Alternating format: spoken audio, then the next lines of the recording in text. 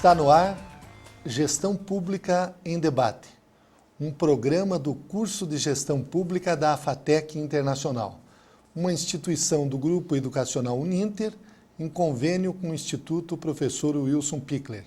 Este programa complementa a formação dos nossos alunos do Curso Superior Tecnológico de Gestão Pública em Curitiba e em todo o território nacional. Ele também é transmitido pela CWB TV, TV Comunitária de Curitiba, canal 5 da NET, 72 da TVA. No programa de hoje nós vamos debater a saúde pública e o nosso primeiro convidado é o Dr. Haroldo Ferreira. Haroldo Rodrigues Ferreira é médico, generalista e especialista em pediatria. Formado pela Universidade Federal do Paraná, ele é especialista em economia da saúde pela Faculdade de Saúde Pública da Universidade de São Paulo, a USP. Ele foi diretor da 8ª Regional de Saúde da Secretaria de Estado de Saúde do Paraná. Ele também foi deputado estadual aqui pelo Estado do Paraná.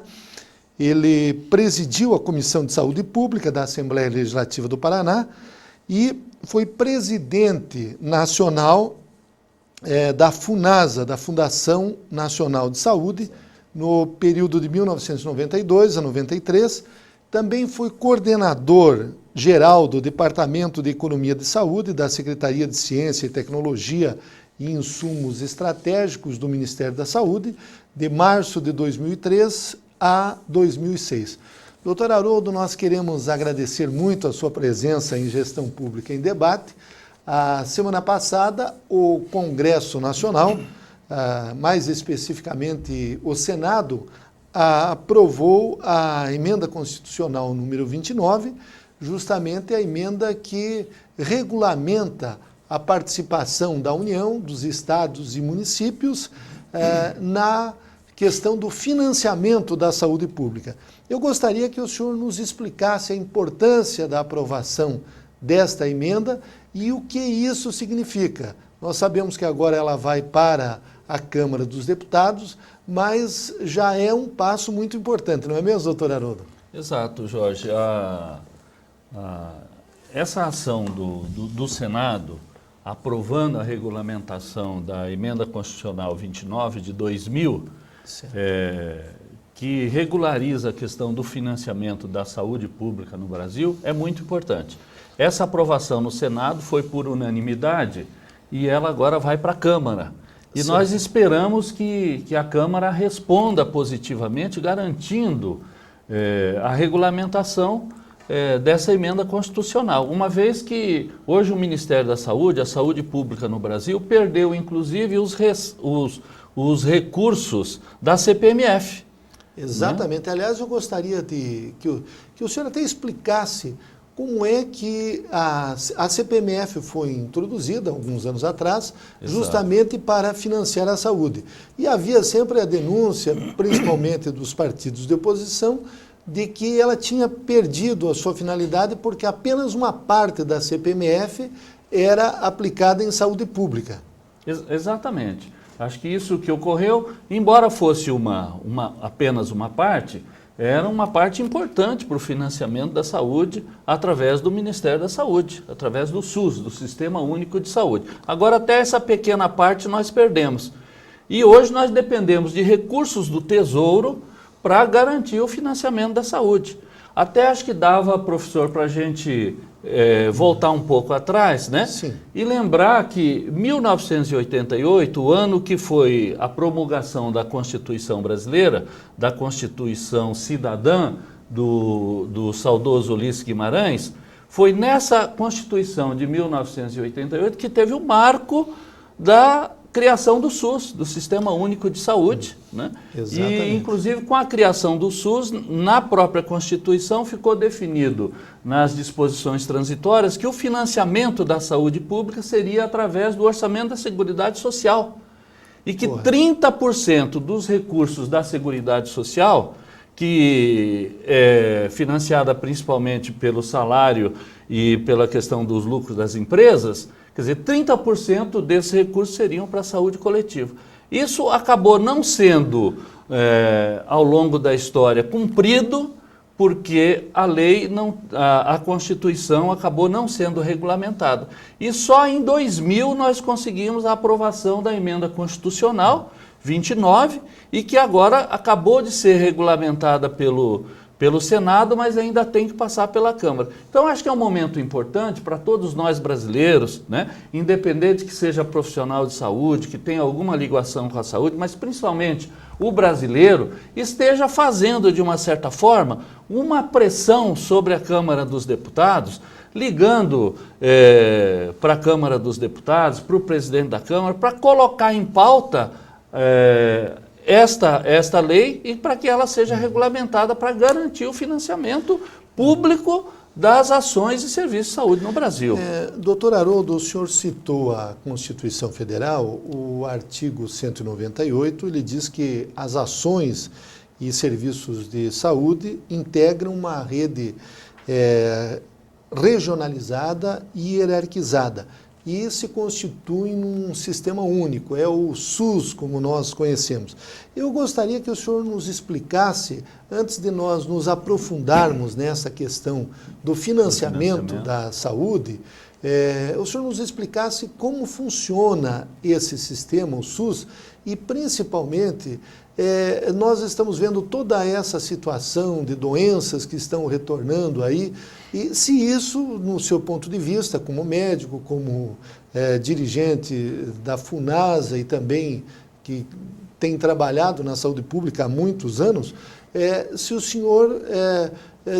isso, evidentemente, deve ter uma relação, essa crise na saúde no Brasil todo, essas doenças, e a questão do próprio financiamento. Mas antes eu gostaria que o senhor explicasse para os nossos alunos e nossos telespectadores como funciona o SUS, porque as pessoas o utilizam, mas muitas vezes nós não temos noção de como é essa estrutura. Exato. O Sistema Único de Saúde, o SUS, no Brasil, é um dos maiores sistemas públicos de saúde do mundo, né? Hoje, o nosso sistema de saúde, ele equivale a outros sistemas universais que tem no mundo, como o do próprio Canadá, da própria Inglaterra, e nós precisamos de recursos para garantir. O professor falou bem, nós temos um sistema integrado, né, descentralizado, quer dizer, quando a gente descentraliza, nós queremos trazer para os municípios a gestão das principais ações e serviços de saúde, porque anteriormente, quando nós tínhamos o INAMPS, antes da Constituição Nacional, o órgão federal é que definia as políticas nos estados e nos municípios. Com o processo da Constituição, houve o processo da descentralização. Por quê? É o prefeito que é o gestor municipal, é o secretário de saúde, são as equipes de saúde do município que entende da realidade do seu município. Os recursos são repassados pelo governo federal, então, para o município. Exatamente. Tem uma parte dos recursos que vão para os estados, outra parte que vão para os municípios. O que a EC 29, quer dizer, essa emenda constitucional que nós estamos discutindo, a questão da vinculação constitucional dos recursos, ela define o seguinte, que cada município tem que usar do seu orçamento de receitas de impostos um mínimo de 15% para a saúde pública. Cada estado tem que utilizar das suas receitas de impostos no mínimo 12%.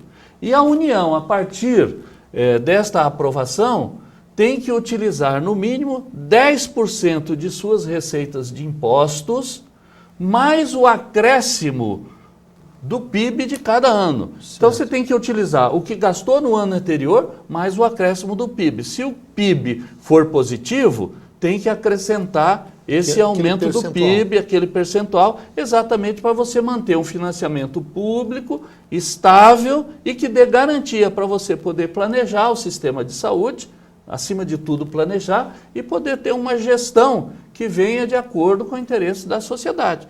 Então o processo de descentralização que ocorreu, como muito bem disse o professor, já no âmbito da Constituição Federal, ele descentralizou essas ações de saúde e serviços de saúde para o âmbito do município. Os estados têm um papel mais de coordenação e de planejamento, e a União, sim, a maior, que tem a responsabilidade maior, inclusive de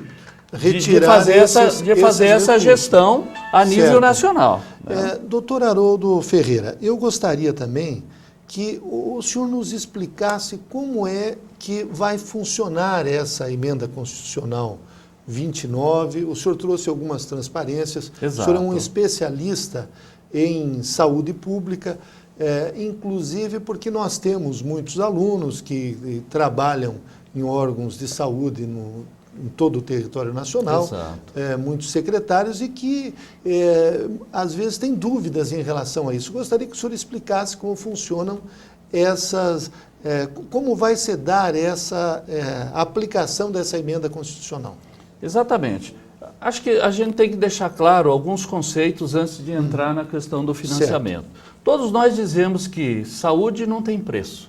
Todos nós dizemos. Correto, saúde não tem preço. Agora, a saúde tem um custo. Sim. E esse custo é elevado. E se ela tem um custo, esse custo tem que ser, de uma certa forma, bancado ou pelo setor privado, sim, ou pelo setor público. No Brasil, a Constituição brasileira diz que saúde é um direito de todos e um dever do Estado. Sim. Então, a responsabilidade é do Estado de prover as condições de saúde para a nossa população. Já tinha definido na Constituição de 88 que o financiamento da saúde seria através da Seguridade Social, o que acabou não ocorrendo porque não foi cumprido o dispositivo dos 30% da Seguridade Social. Em 2000, nós tivemos a aprovação dessa emenda constitucional, a 29, que agora foi aprovada no Senado, definindo exatamente isso. Cada município vai ter que aplicar das suas receitas de impostos, no mínimo 15% na saúde pública. Sim. Todos os estados terão que aplicar no mínimo 12% dos seus impostos na saúde pública. E a União terá que aplicar 10% do ano anterior, mais a variação nominal do PIB. Então nós definimos o quadro de financiamento público estável. Aqui tem algumas transparências que eu vou passar, onde a gente se remete realmente à Constituição de 88, né, com a criação do SUS, através do orçamento da Seguridade Social, que foi isso que eu falei. Em 90, nós tivemos a Lei Orgânica da Saúde, que tratou da questão do financiamento. Né? Em 91, houve o descumprimento do artigo 55 das disposições transitórias que definia pela Constituição o seu financiamento. Né?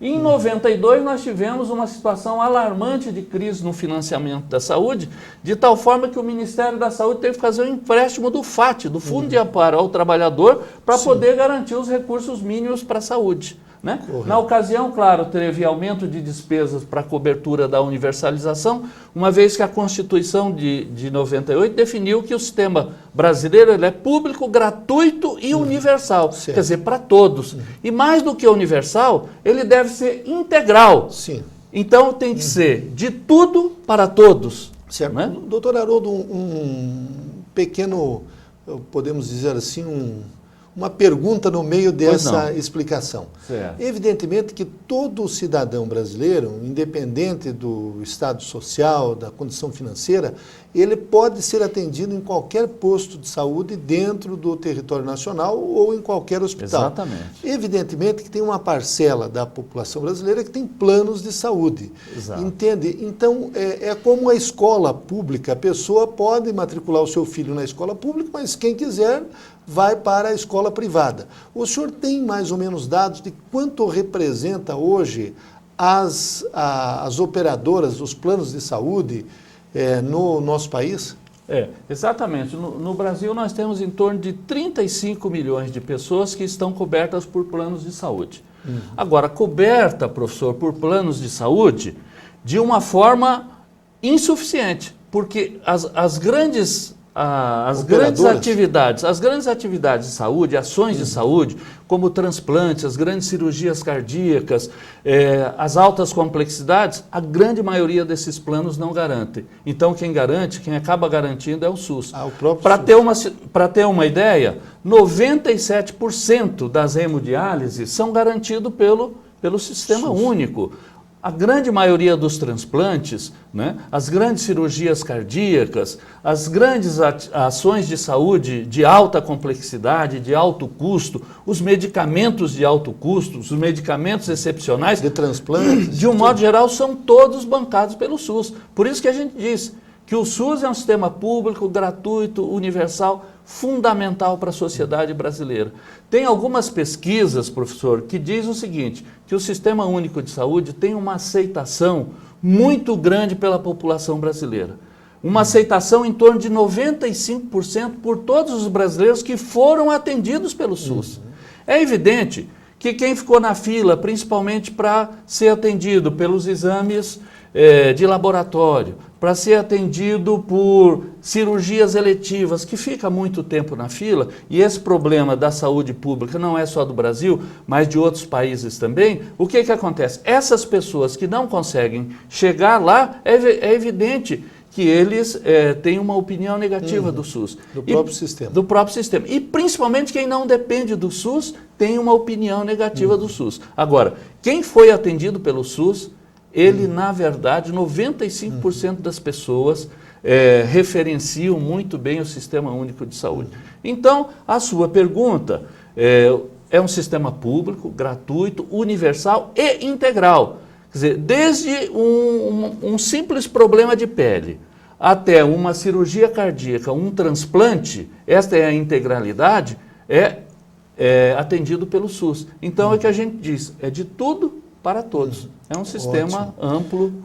O senhor estava explicando também como funciona, como vai ser essa emenda 29. Exato. Então, eu gostaria que o senhor desse continuidade para que a gente concluísse esse raciocínio, né? Pois não. Então, continuando, em 93 houve a continuação da crise no financiamento da saúde, e aí algumas propostas no Congresso foram surgindo, que eu vou passando mais rapidamente, até nós chegarmos em 2000, quando foi a aprovação da EC 29. Certo. Né? Como já dissemos, 12% para os estados, 15% para os municípios, e a União, montante aplicado no ano anterior, corrigido pelo PIB, pela variação do PIB nominal. Né? Sim.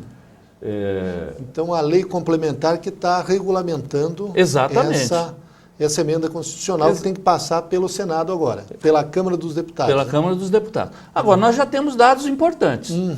Através da aprovação da EC 29, eu vou mostrar rapidamente aqui o impacto da vinculação constitucional de recursos para ações de serviço público de saúde, para ver se melhorou alguma coisa no financiamento a partir da EC 29. Vejamos aqui, despesa com ações de serviço público de saúde por esfera de governo de 2000 a 2004. Podemos ver, em 2000 a União gastou 20 bilhões, os estados 6 bilhões, os municípios 7 bilhões em saúde. 2001, 2002, 2003, 2004 foi um crescendo, tanto da União como dos estados e dos municípios. Veja bem que através da vinculação de 2000 a 2004 nós pulamos de financiamento para a saúde de 34 bilhões para 64 bilhões. Quer dizer, isso já demonstra que a EC 29, a emenda constitucional, quando foi aprovada em 2000 e que já começou a entrar em ação, em operação, já deu um impacto muito grande, muito relevante. Praticamente dobrou os recursos para a saúde. Né? Certo. Essa daqui é só para mostrar as curvas que reflete, é um gráfico que reflete a tabela anterior, né? Por esfera de governo, como nós vimos, olha. Né? Em 2000, a União aplicava R$ 119 per capita por habitante. Exatamente, de financiamento da saúde. Né? Os municípios, os estados R$ 37,8, os municípios R$ 43, davam um total de R$ 200 per capita. Né? Isso em 2000. Quando chegamos em 2004, veja que a União passou de 119 para 182, os estados passaram de 37 para 84 e os municípios passaram de 43 para 95. Havendo um aumento, por exemplo, então, de participação do PIB para financiar a saúde de praticamente 3% para 3,6%, o que é muito relevante. Embora seja baixo ainda, nós vamos ver comparando com outros países, inclusive, mas houve uma melhora significativa. Certo. Continuando, aí a evolução do PIB, das despesas do Ministério da Saúde, eu vou passar mais rapidamente, né? Sim. E aqui a relação entre a receita corrente da União, quer dizer, de impostos da União, e despesas com ações e serviços públicos de saúde de 95 a 2004. Veja Certo. que interessante, professor. As receitas correntes entre 95 e 2004 elevaram-se de 19,7% para 25%, quer dizer, houve um aumento. Sim. Uma elevação da carga tributária. Agora Certo. veja, a participação da despesa do Ministério da Saúde nessas mesmas receitas passou de 9,6% para menos, para 7,3%. Diminuiu, então. Então houve aumento da receita tributária, dos impostos, mas não foi concomitante o aumento dos recursos para a saúde, o que Certo. deveria estar sendo. O gráfico demonstra bem, né, que nós passamos ali de 9,6 para 7,3. E isso tem consequências, por exemplo, nessas doenças que hoje o país está enfrentando? Com certeza. Tipo, vamos pegar, aqui em Curitiba, felizmente, nós não temos algumas dessas doenças, Exato. mas temos doenças como, por exemplo, tuberculose, que está voltando. Aqui no Exatamente. interior do Paraná nós já tivemos a própria febre amarela. Exato. A dengue aqui nós não temos, mas tem regiões aí que Do está estado grave que a tem. situação da dengue, né? Exatamente. Mas por isso, professor, até para evitar isso, é que na EC 29 foi aprovado que o recurso da União vai ser 10% das receitas de impostos mais a variação nominal do PIB. Quer dizer, se o PIB cresceu, vai aumentar um percentual dos recursos da União para a saúde, para evitar que aconteça isso. Você aumenta a carga tributária da população Certo. e esse aumento não se reflete nos recursos da saúde. Correto. Certo? Aqui é a despesa total e pública com relação ao PIB. Aqui é interessante, acho que daria para a gente fazer uma análise Uma bem explicação. rápida, só para a gente fazer uma comparação do que o Brasil... Sim. O Brasil gasta muito em saúde, gasta pouco, os Certo. outros países, qual é essa relação? Se nós pegarmos aqui alguns países da América do Sul e América Central, nós vamos ver o Brasil ao centro ali, aquela coluna em azul. Azul né? mais forte. Azul mais forte, onde demonstra que o Brasil aplica, somando o público e o privado, em torno de 8% Do seu PIB. do seu PIB em saúde. Do seu PIB em saúde. A gente vê alguns outros países... Uruguai lá, 10%. Exatamente. Né? Mas você vê que o Uruguai, o maior gasto dele é privado, não é público. Sim. Porque o público é em amarelo. Né? Sim. Podemos pegar ali, por exemplo, a Colômbia. A Colômbia que está no fim da tabela. Né? Certo, o Ele último. aplica em torno de 6,2%, 6,5% de recurso público e o privado também é alto. Agora, o que chama a atenção no Brasil? O nosso recurso público, que está em amarelo, ele é menor que vários países da América. Certo. Agora, vamos comparar, por exemplo, com outros países, com países mais desenvolvidos. Aqui com países do G8, por exemplo. Né? O Brasil é o segundo, ali em azul. Né? Certo. Veja... Em seguida é a Inglaterra. A Inglaterra que tem um sistema público Certo. de saúde universal, que é grande orgulho dos Sim. ingleses, o seu sistema de saúde, ela aplica de despesa pública um pouco mais de 6%, Certo. quando o Brasil aplica um pouco menos que 4%. Né? Vamos pegar mesmo os Estados Unidos. Veja que ele tem um gasto privado elevado, que chega a mais de 14%. Certo. Quer dizer, um gasto total mais de 14%. Mas o seu gasto público, embora seja menor que o privado, é em torno quase Mais de 6,5%. 6,5%. Se a Exatamente. gente pegar a Inglaterra e a França, é a mesma coisa. O recurso público é elevado. A Alemanha gasta mais de 8% de recursos públicos em saúde. Nós ainda estamos, em comparação, gastando bem menos. Um outro exemplo bem rápido é com outros países. Veja, a Índia e a China, que são países ditos em desenvolvimento como o Brasil, eles estão numa situação pior que o Brasil. Eles gastam menos. Gastam menos de recursos públicos em saúde do que o Brasil, né? É claro que aí a gente tem uma série de outros países, né?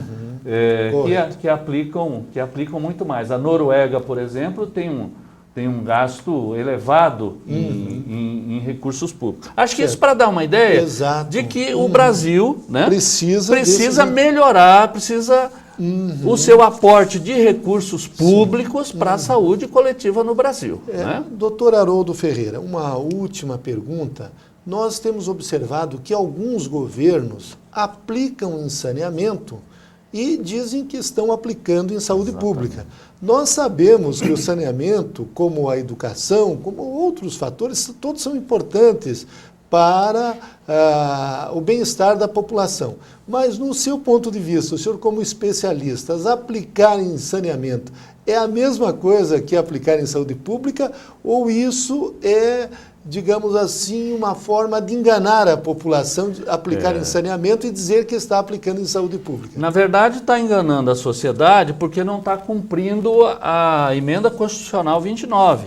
E principalmente a resolução do Conselho Nacional de Saúde, que é a resolução número 322 de 2003, que define muito bem o que são ações e serviços de saúde. Certo. Né? É claro que o saneamento, é claro que uma boa alimentação, tudo isso influi na saúde das pessoas. Claro. Boa qualidade ambiental da água, tudo isso influi. Agora, não são, de acordo com a resolução e a EC 29, serviços e ações de saúde dentro do SUS. Certo. Né? Dentro do SUS. Então, o que está havendo é um descumprimento da emenda, porque, na verdade, você tem que aplicar exatamente no que o Conselho definiu. Então, você aplica em saneamento e deixa de aplicar e coloca esses recursos do saneamento como se fizesse parte dos 12%. Não. Certo. Esses aí são fatores condicionantes e determinantes da saúde, mas não inclui o orçamento da saúde. Doutor Haroldo Ferreira, uma outra pergunta. Em relação, por exemplo, ao que está acontecendo em alguns estados, principalmente no Rio de Janeiro, o problema é de gestão da saúde pública ou o problema é de falta de recursos? Porque nós estamos vendo, o Rio de Janeiro é um dos estados que mais tem médicos per capita. Parece que a cada 180 habitantes tem um médico. Exato. E vimos aí a população, o próprio governo, chamando médico de outros estados. O que está acontecendo sobre o seu ponto de vista? Sobre o meu ponto de vista, a situação do Rio de Janeiro dá para explicar muito bem. Quando eu fui presidente da FUNASA, professor, nós tínhamos no Rio de Janeiro 4.000 agentes comunitários de saúde que faziam principalmente esse trabalho nos bairros e nas favelas e na periferia do Rio de Janeiro, que fazia esse trabalho de orientação sobre as doenças, mas principalmente sobre a questão da dengue. Certo. Foi passando o tempo, esses funcionários, na minha gestão, eu não aceitei demiti-los, o ministro Jamil também não aceitou, mas por processos legais, eles acabaram sendo demitidos. E o Rio de Janeiro tem um problema muito concreto. O sistema de saúde do Rio de Janeiro carece muito da atenção básica. O Rio de Janeiro não desenvolveu um sistema público de saúde na localidade próximo de onde as pessoas moram.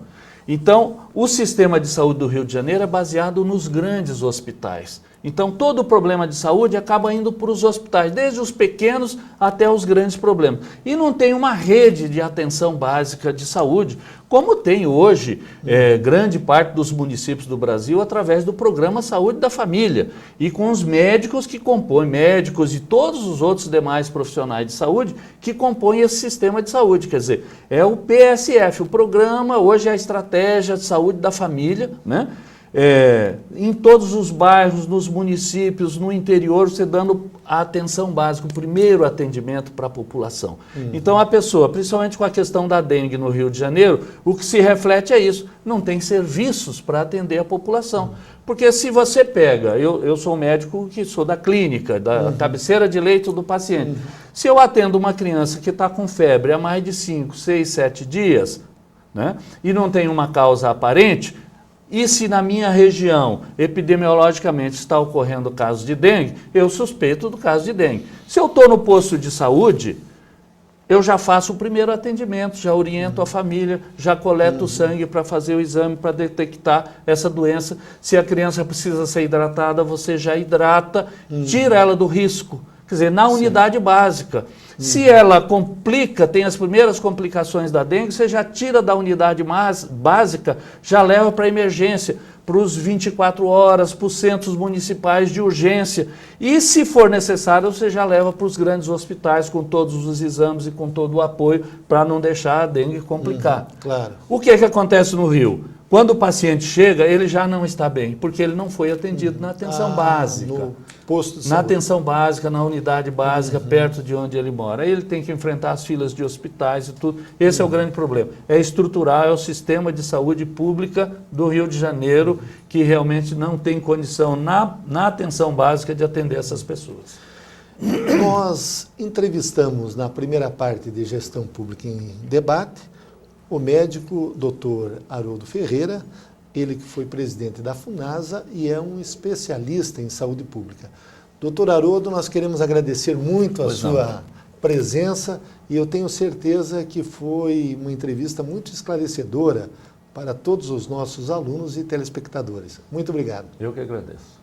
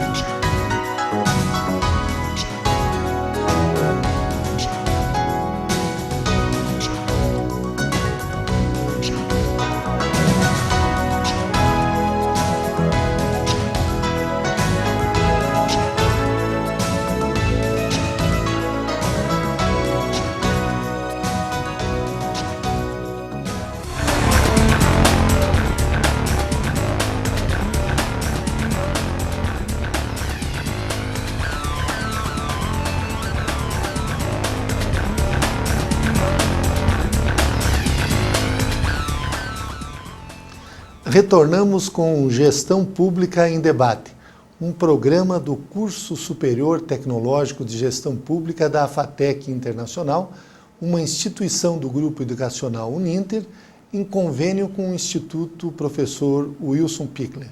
Na segunda parte do programa de hoje, nós vamos tratar das funções sociais da cidade.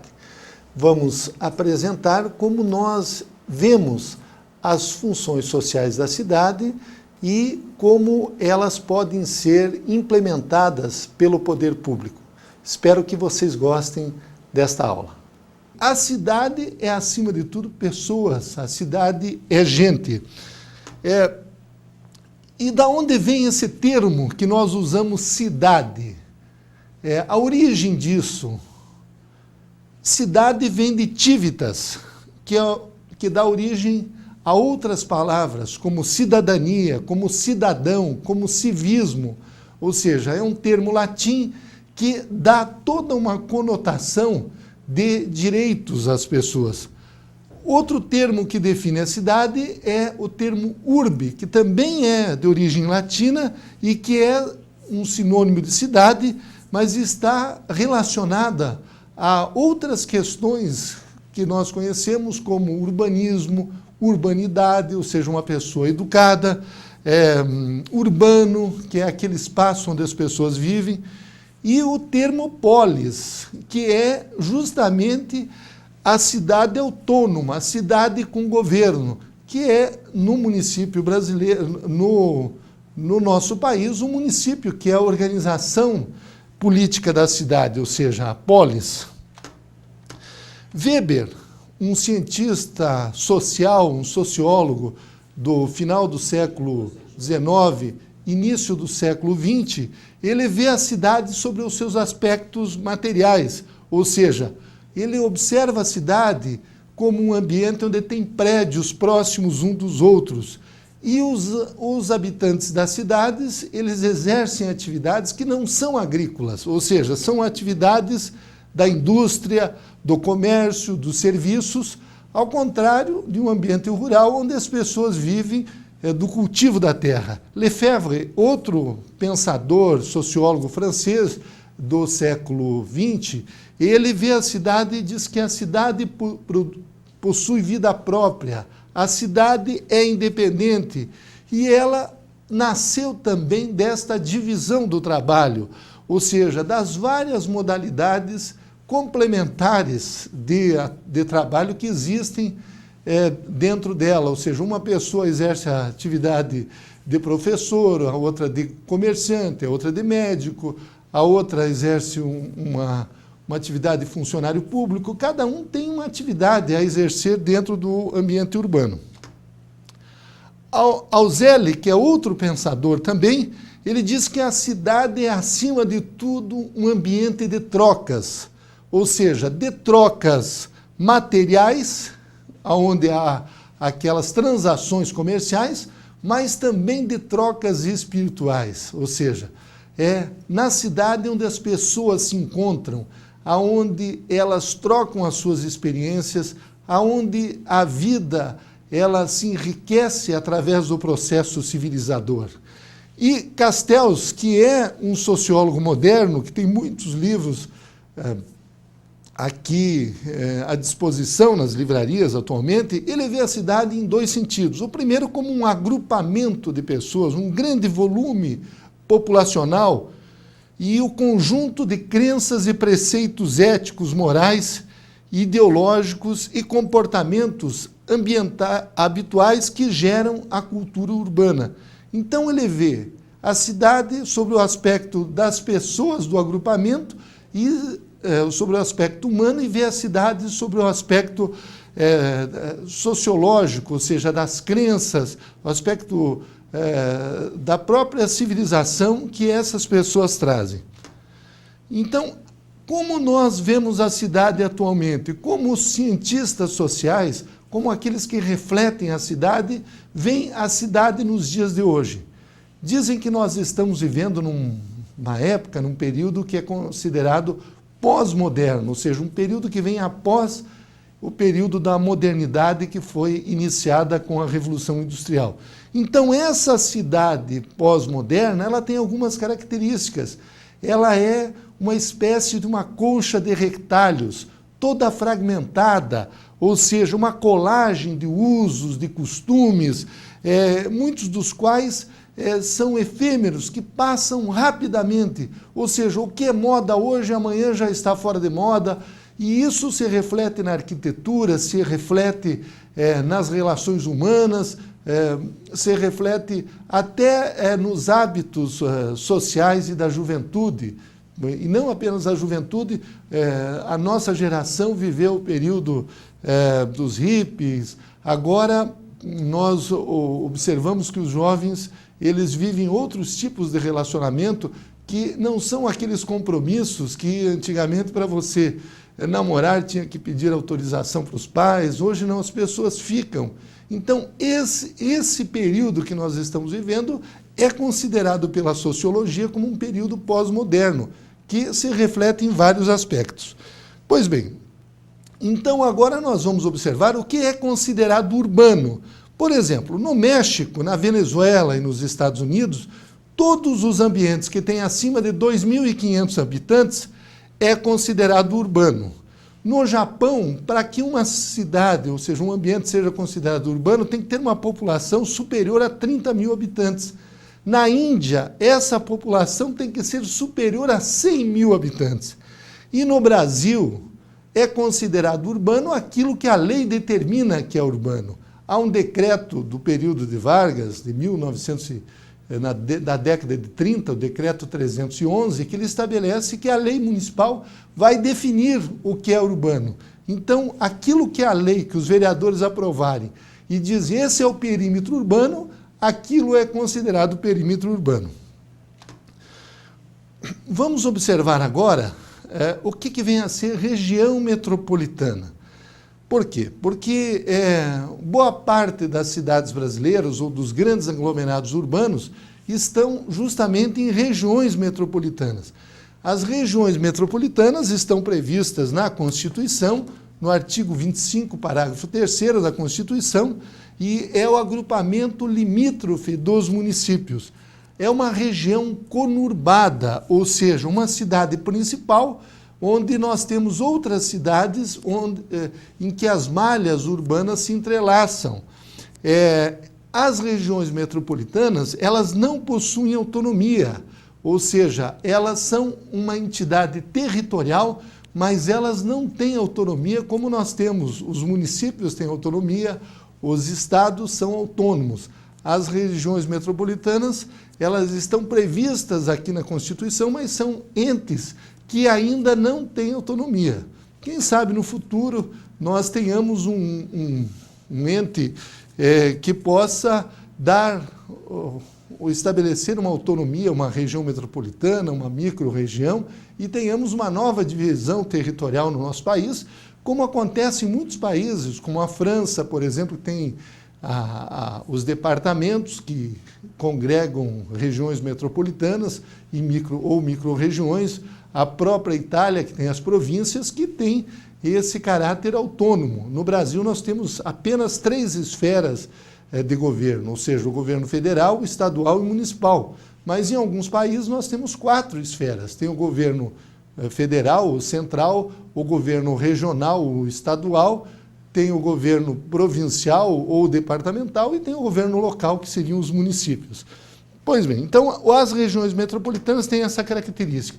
E agora vamos refletir o que vem a ser o poder público e por que nós, prefeitos, vice-prefeitos, vereadores, funcionários de prefeitura, secretários, diretores, os governadores, os deputados, o presidente, os senadores, os ministros, os deputados federais, por que existe toda essa estrutura de poder que aqui no nosso país, além do poder executivo, do legislativo, nós temos na esfera estadual e nacional, temos também o poder judiciário. Por que existe tudo isso? Isso tem que ter uma finalidade. Ou seja, por que se organiza desta forma uma nação? Por que o poder de um país independente ele é descentralizado em poder federal, estadual, municipal, legislativo, executivo? Enfim, tudo isso tem que ter uma finalidade. Eu, particularmente, adoto a teoria da funcionalidade. Isso tudo existe por um objetivo, por um aspecto que é a função desse aparelho todo estatal, desse aparelho administrativo que governa a nação. Então, essa estrutura administrativa, ela é, no meu ponto de vista, e é a tese que eu defendo neste livro, foi a minha dissertação, inclusive, de mestrado, é que tudo isso existe com uma única finalidade. Você que é secretário municipal, ou você que é funcionário público, ou nós todos que atuamos no legislativo, no executivo, em qualquer área, nós estamos nessa atividade por uma única finalidade. Ou seja, para materializar os direitos fundamentais que estão escritos na nossa Carta Magna, na nossa Constituição. Ou seja, a nossa função é de materializar aquilo que são direitos abstratos, que estão lá aqui na Constituição, principalmente no artigo 5º, no artigo 7º e outros artigos, tornar isso materializado, com que as pessoas elas possam sentir isso na sua vida prática. Então, esse é o objetivo da nossa atuação. E no artigo 182 da Constituição, nós vamos ver que, por exemplo, a política de desenvolvimento urbano, executada pelo poder público municipal, conforme diretrizes fixadas em lei, tem por objetivo ordenar o desenvolvimento das funções sociais da cidade e garantir o bem-estar dos seus habitantes. Vocês observaram que tudo isso existe justamente para ordenar as funções sociais da cidade e garantir o bem-estar dos seus habitantes. Nós faremos vários fóruns durante este período de aulas e o primeiro aspecto que colocaremos em discussão vai ser justamente o que vem a ser as funções sociais da cidade. Eu fiquei alguns anos refletindo e escrevi esse livro, onde eu procuro colocar aquilo que eu entendo como funções sociais da cidade. Mas você ali no seu município, na sua cidade, na sua reflexão, poderá também contribuir, colocar, descobrir outras funções sociais que no nosso estudo nós não abordamos.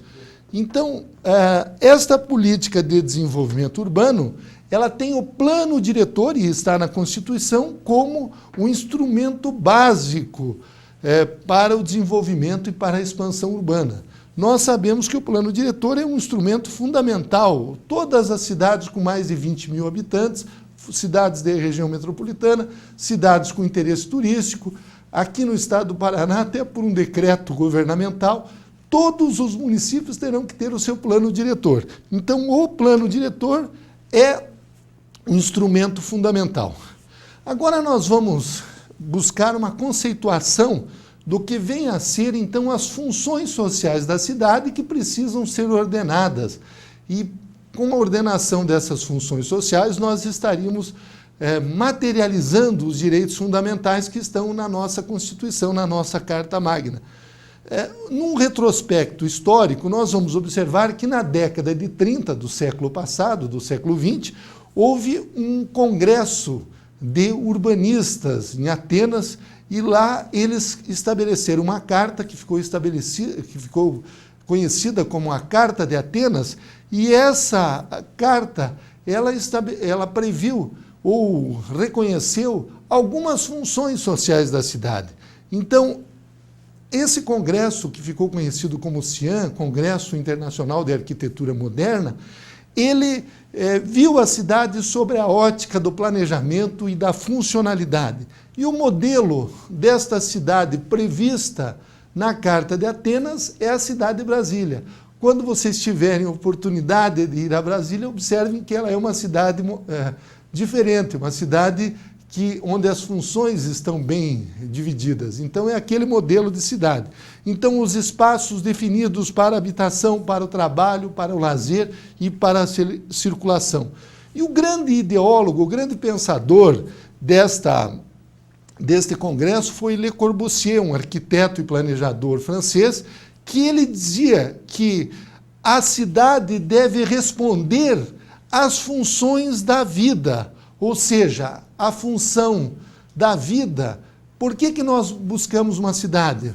Por causa de algumas funções, que seria uma proteção, o habitar, o trabalhar, ou cultivar o espírito, o corpo. Então, ela deve responder a essas funções, ser um ambiente agradável, um ambiente aprazível, que cause, que transforme, que dê alegria de viver.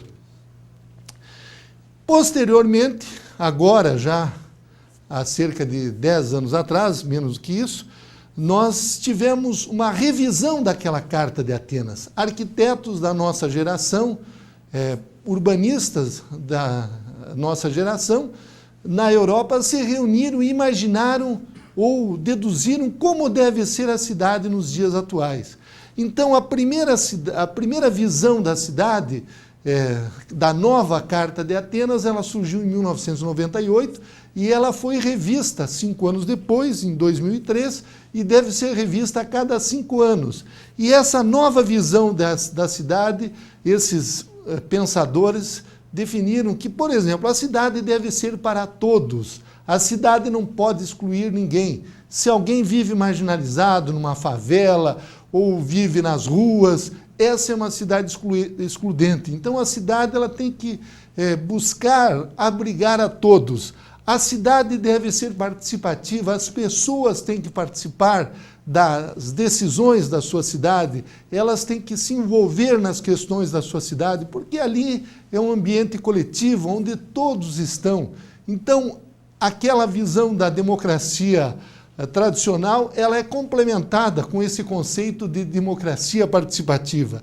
A cidade, ela tem que ser inovadora, ela tem que buscar aspectos positivos que possam fazer com que ela se adiante no seu tempo, que ela possa ser exemplo, mas também isso tudo fazer com que as pessoas tenham bem-estar, que elas tenham tranquilidade e que elas possam estar de acordo com as inovações que a civilização constrói.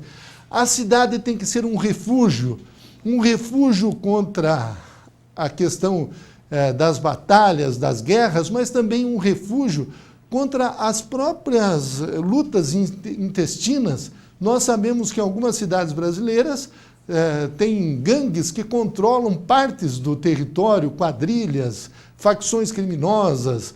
Então a cidade ela tem que ser um ambiente de refúgio onde as pessoas estejam protegidas. A cidade tem que ser saudável. Não pode a cidade ter todos esses problemas, como nós estamos observando hoje na cidade do Rio de Janeiro, onde mais de 60 pessoas já morreram em função de uma doença que pode ser controlada, que é a dengue.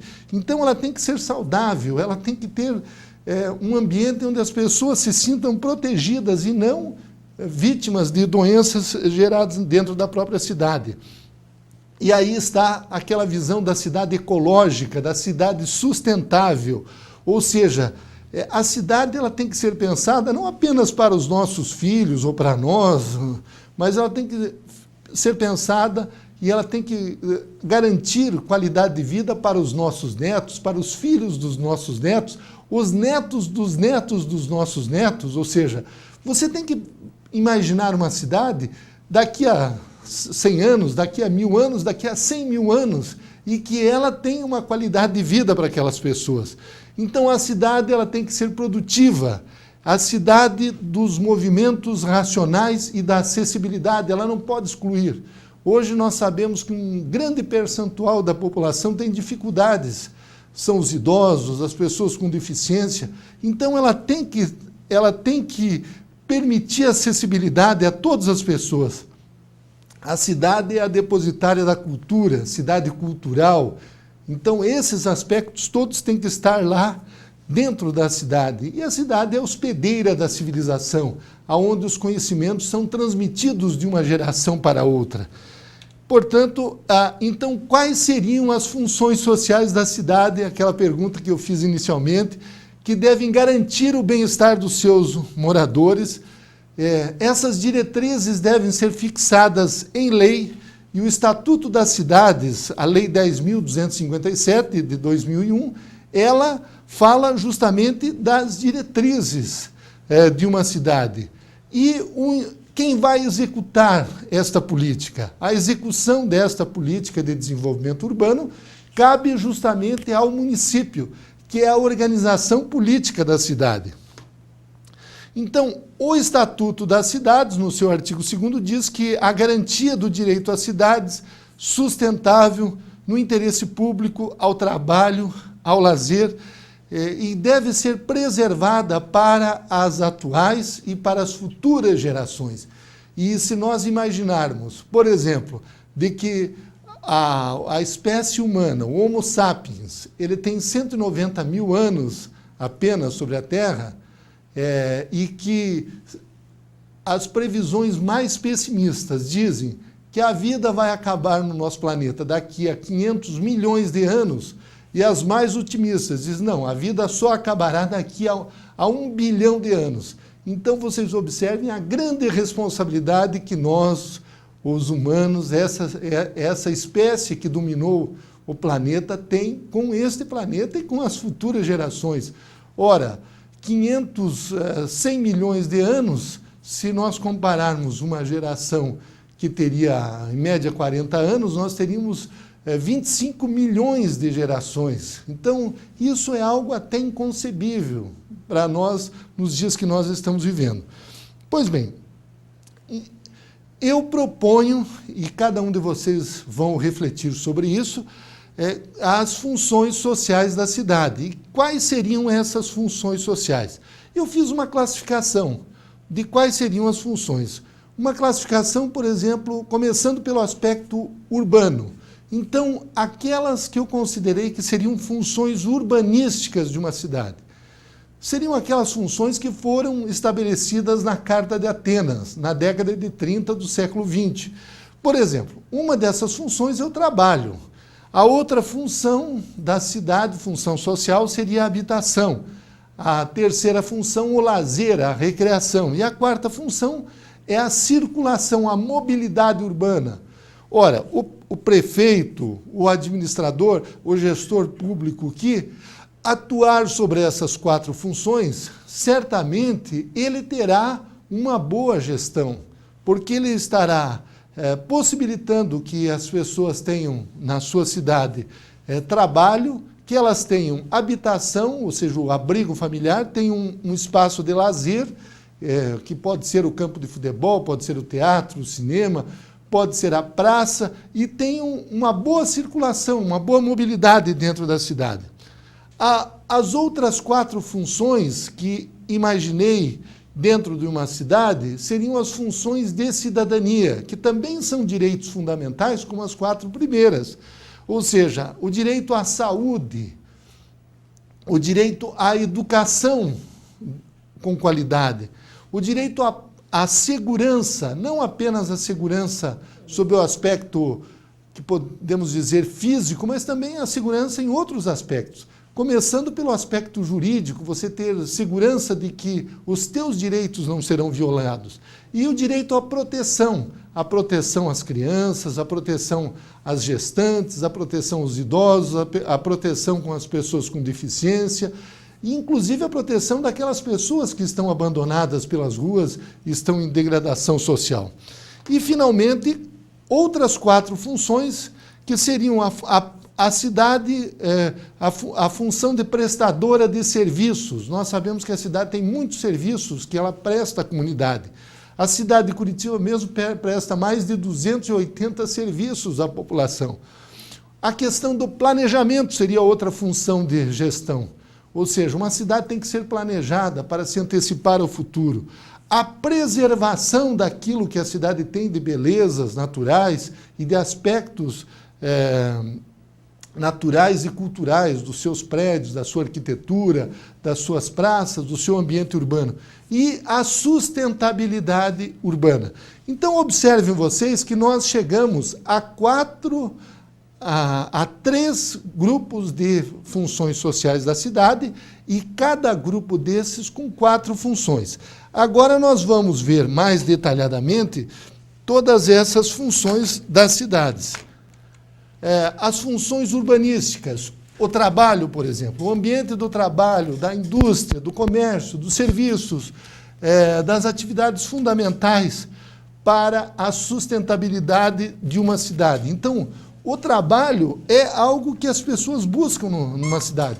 Nós já observamos ao longo da história muitas cidades que tiveram, por exemplo, que desapareceram porque aquilo que as sustentavam economicamente ou era uma mina, ou era um ambiente de passagem comercial, aquilo desapareceu e aquelas cidades desapareceram.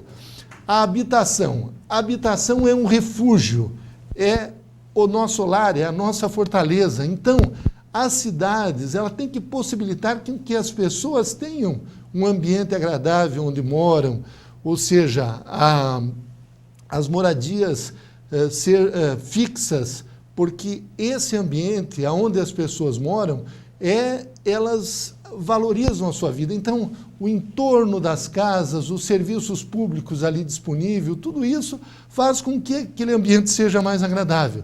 O lazer é outra função fundamental de uma cidade, uma função social. A recreação, o local de encontro, o contato social, aonde nascem e ocorrem os relacionamentos humanos, familiar, a amizade, a solidariedade, o sentimento de unidade, de grupo. Ou seja, o lazer pode ser no estádio de futebol, pode ser na praça, pode ser na cancha de bocha, pode ser em qualquer ambiente, pode ser até no clube onde se reúnem as senhoras para trocarem experiências, a piscina, enfim, esses são aspectos fundamentais de uma cidade. A questão da mobilidade, que afeta as grandes cidades brasileiras, ou seja, um processo integrado de pessoas e fluxos. Hoje, com cerca de 3 milhões de automóveis todos os anos colocados nas ruas do Brasil, Curitiba já tem mais de 1 milhão de automóveis, São Paulo mais de 4 milhões. Se você não tiver sistemas de transportes, de locomoção, de mobilidade, o que vai acontecer? As pessoas não vão poder mais se locomover dentro da cidade, justamente porque é mais fácil você andar a pé do que andar de carro. E agora passamos ao segundo grupo de funções, que seriam as funções de cidadania, que estão previstas na nossa Constituição. A educação. Ora, os municípios atuam nos aspectos infantil e fundamental. A obrigação é de que até os 14 anos todas as crianças estejam na escola. Mas hoje a educação, ela é contínua. Se você não se aperfeiçoar, amanhã ou depois, você já ficou para trás, porque em 2 anos e meio o conhecimento da humanidade dobra. Então, se antigamente você se formava e dizia, agora não preciso mais estudar, não, hoje você faz uma faculdade, gestão pública, engenharia, medicina, e no ano seguinte já tem que fazer pós-graduação, porque aquele conhecimento já evoluiu. A saúde, um direito de todos, um dever do Estado, a universalização da saúde, mas que as pessoas tenham a saúde preventiva e mais do que a curativa, ou seja, que elas não precisem ficar doentes, que não precisem tanto dos médicos. Então, um percentual, inclusive, de recursos, constitucionalmente, é destinado à saúde.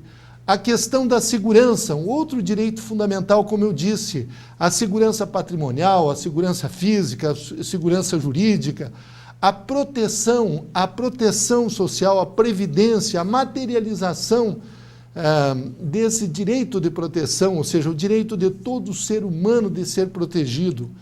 E as funções de gestão, como eu falei, os serviços públicos de abastecimento de água, de energia, de iluminação, o lixo, tudo isso são atividades que a cidade tem que proporcionar aos seus ambientes. O planejamento territorial, o econômico e social, ou seja, as atividades de planejamento estratégico, a preservação do patrimônio cultural, histórico, outra função social da cidade. E, finalmente, nós teríamos, então, a sustentabilidade urbana. Nós temos que ver a cidade não apenas para os nossos dias, mas para o futuro. E aí nós temos que fazer com que ela tenha uma sustentabilidade no aspecto econômico, no aspecto social, no aspecto político, podemos assim dizer, enfim, em todos os aspectos, mas principalmente nesses aspectos, no aspecto ambiental, que é fundamental que a sociedade tenha esta sustentabilidade.